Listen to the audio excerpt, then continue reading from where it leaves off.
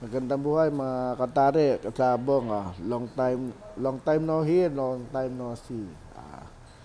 So, meron lang po tayong pag-uusapan mga katare. No? Napaka-usapan ko lang po sana yung mga nagsusubaybay, nagtatangkilik, o napadaan lang. Wala pong problema kay Bike K kung you criticize or you oppose or you said your own opinion. Wala pong problema sa akin yun. Basta wala lang pong murahan, no?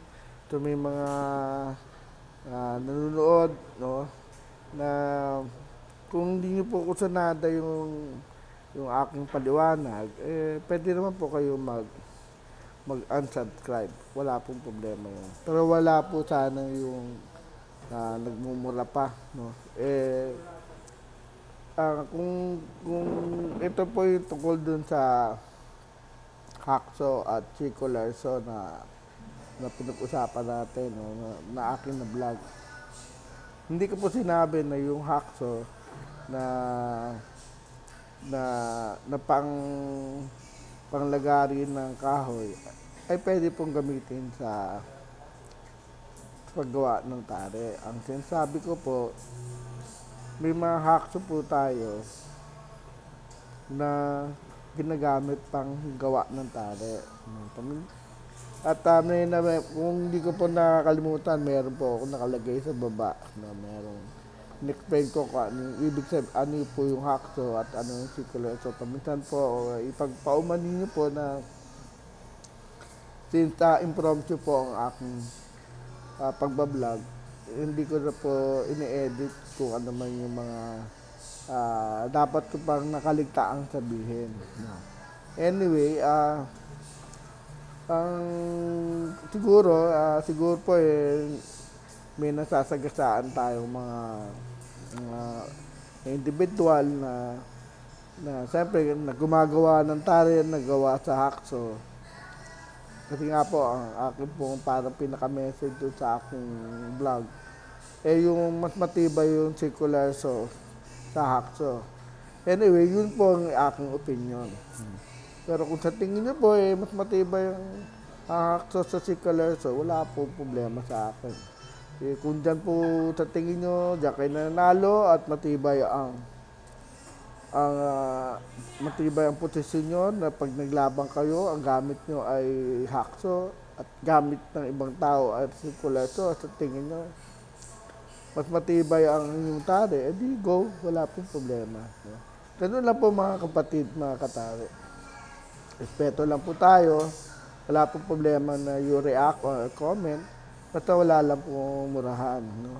To the point, naghahamon pa na gusto akong labanan na gamit daw niya ang kanyang Hackso, nagawang Hackso na tare at ang labanan pa niya ang aking tare na Sintero di Pesa o Sintero Pinoy. Kung taga-Aklan po kayo, wala pong problema. Maglaban po tayo ng manok. Wala pong problema sa akin. At gentleman's fight. O di maglaban tayo. Tingnan natin kung sino po mananalo sa atin. Kung matalo niyo po ako, di maraming salamat po. At kayo po ay buena. At kung ako naman po yung manalo, tanggapin niyo po ng buong kalooban niyo. Anyway, yun lang po mga katari, mga kasabong. Ang purpose lang naman po ng aking pagbablog ay i-share lang po sa inyo ang aking experience at kaunting kaalaman.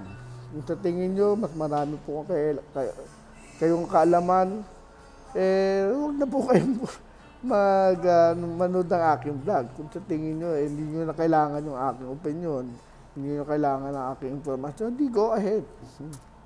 Doon na po kayo sa ibang mga vlogger na nagde-discuss ng tare. So, ganoon lang. Good vibe lang tayo mga katare.